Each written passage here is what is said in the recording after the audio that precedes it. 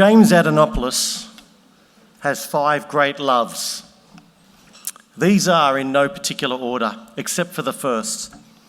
His 3 nieces and 1 nephew who bring unparalleled joy to his life. The second is his work. He is employed as the Dean of Kaplan Australia, where he is responsible for more than 6,000 students and 300 lecturers. The third is his writing. He has authored 4 books and has a weekly business column with the Sydney Morning Herald and The Age. The fourth is his Hellenic heritage. Few things make him happier than the sound of Greek music in the city of Athens.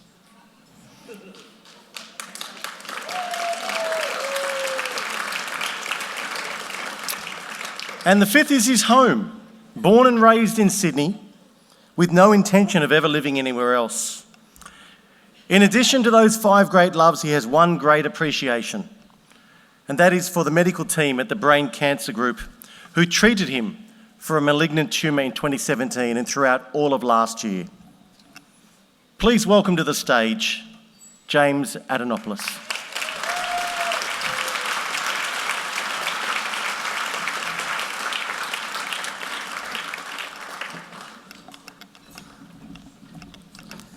Thank you.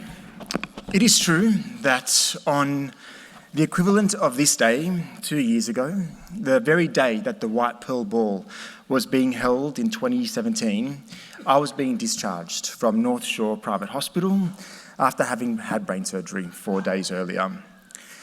My surgery was actually scheduled on the day of the Melbourne Cup. And I recall thinking, please God, make sure my surgeon has no interest whatsoever in horse racing. You know, just in case you got distracted. Before I share my experiences with you, I'd like to sincerely thank you for attending this important event run by the very inspirational Suzanne Paponis-Brasimus for the Brain Cancer Group Care to Cure.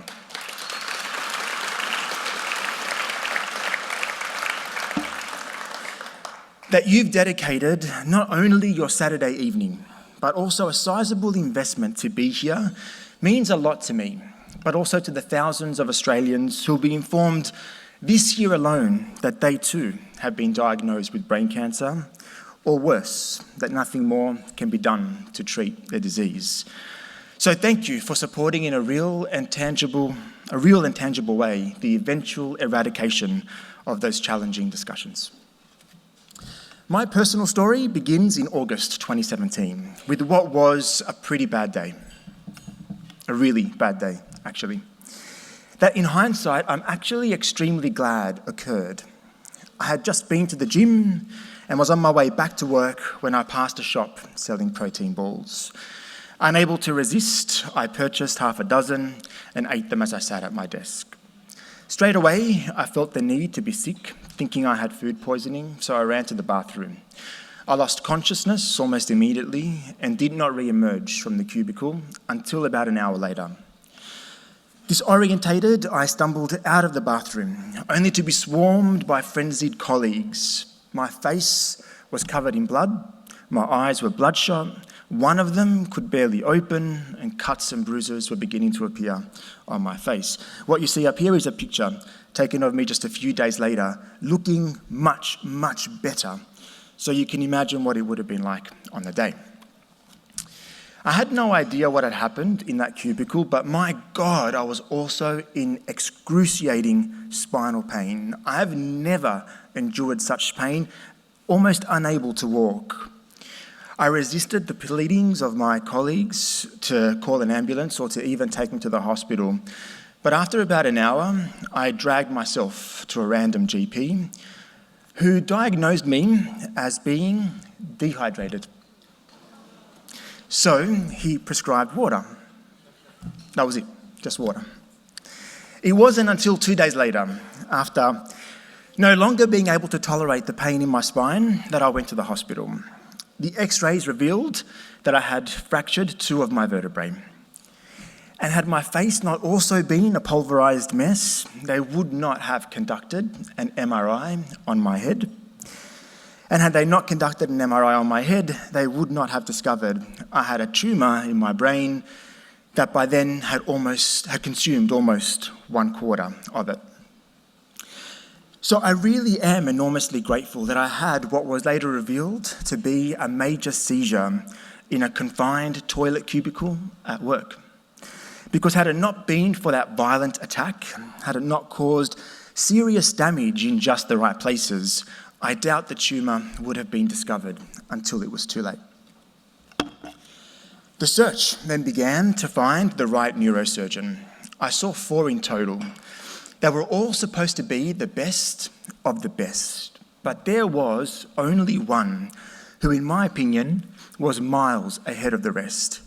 That neurosurgeon was Dr. Michael Biggs, a founding member of the brain cancer group.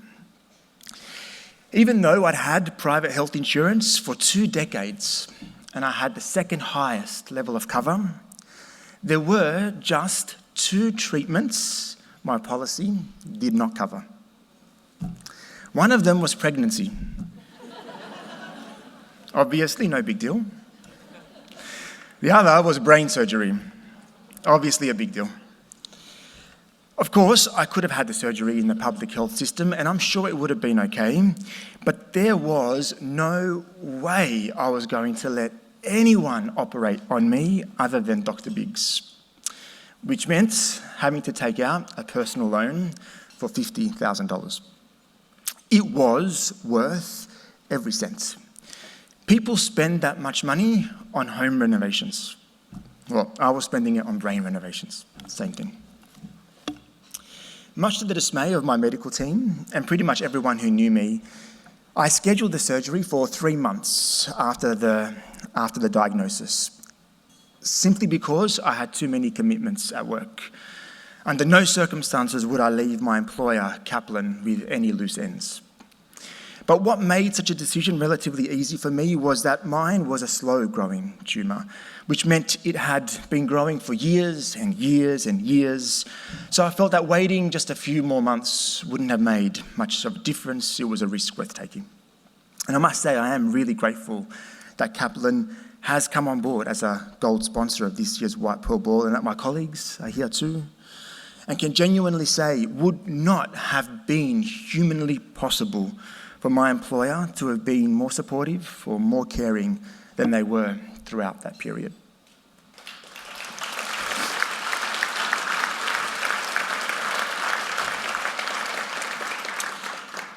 That period was also kind of cool because it took a month for my bruised face to repair itself and weeks for the redness of one eye to disappear, which meant I had to attend meetings at work wearing sunglasses like the Terminator and appearing for the first time in my life a little bit intimidating.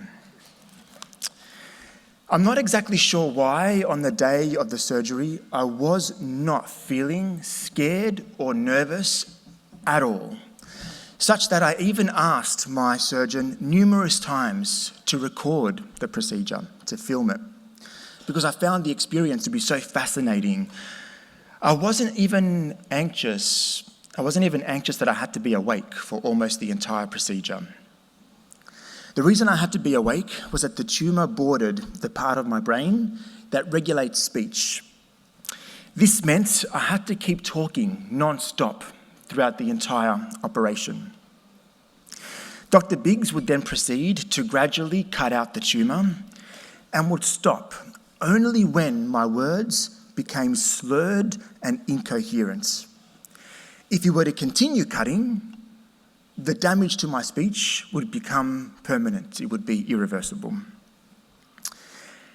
And yet, I was genuinely more terrified of all the small talk that I would have to endure during the hours of the operation, such that I seriously took a novel with me into the operating theatre and asked the medical team if I could just read it out loud, please, rather than chat the whole time, which is an experience I find insufferable even in normal situations, let alone in that one.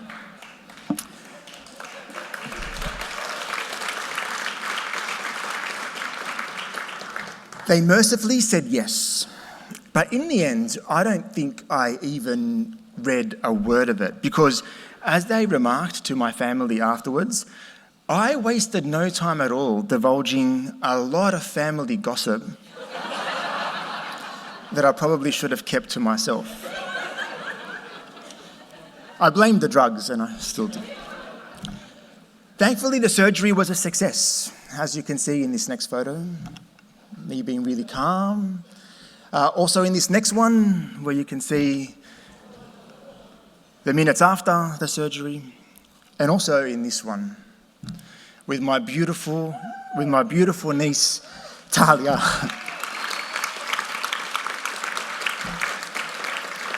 My goddaughter, one of the human beings I love the most on this entire planet. I was extremely fortunate too to have my parents. It was so convenient that a year earlier, I had moved back in with them to save money for a home loan deposit. In every possible way, they were attentive and nurturing and not at all annoying during that period, which is a big plus. I was told by my doctors that it would take 2 months to return to work if I was lucky. It took me just 2 weeks. 2 weeks and I was back in the office, working at the same level of productivity I was working at prior to the surgery, which was especially a surprise for my employer, who was so worried that I would never be able to return to work that they forced me to lodge an income protection claim via our company's insurance policy, just in case, which is something I hated doing because I was so convinced that I would definitely be returning to work without any handicaps at all. There was no doubt in my mind. That's because I truly believed in the power of work to heal. As an academic, I was very familiar with the research, which proves that a meaningful and fulfilling job is just the tonic that people with cancer need to recover faster. And that was certainly the case with me.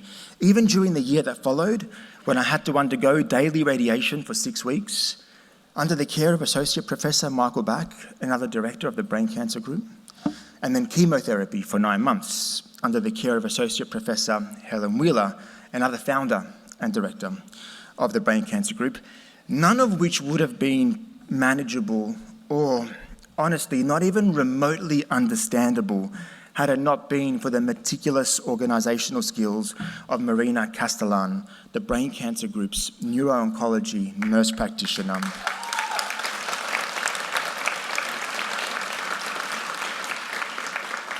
Thank you for applauding, because I do feel it's important for me to publicly acknowledge and thank my medical team for the exceptional, seamless care that they provided and continue to provide.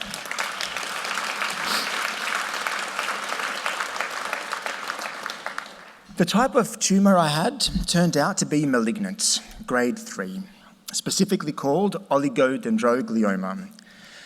It will definitely return. That we know for sure.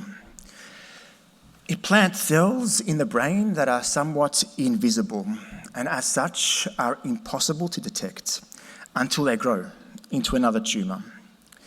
According to the most recently available statistics, the tumour re-emerges approximately 8 years after diagnosis, which means I have about 6 years left.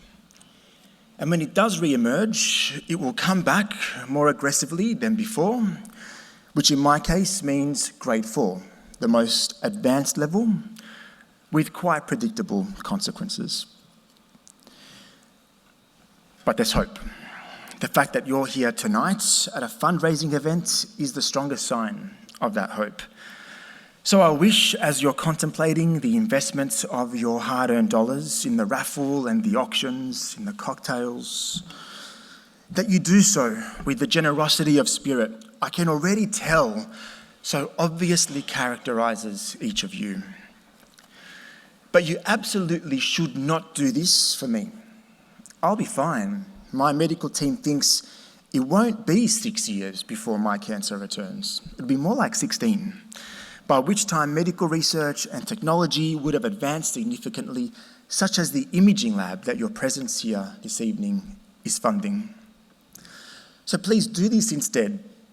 for the thousands of others who in 2019 have been told that in their case it's not a matter of years, it's a matter of months, a matter of weeks, a matter of days. Do it for the fact that those diagnosed with brain cancer only have a 22% chance of still being alive in 5 years' time. And do it especially for the children inflicted by this disease who die from it more than any other type of cancer. Their candle of hope burns much less brightly than mine. Thank you so much.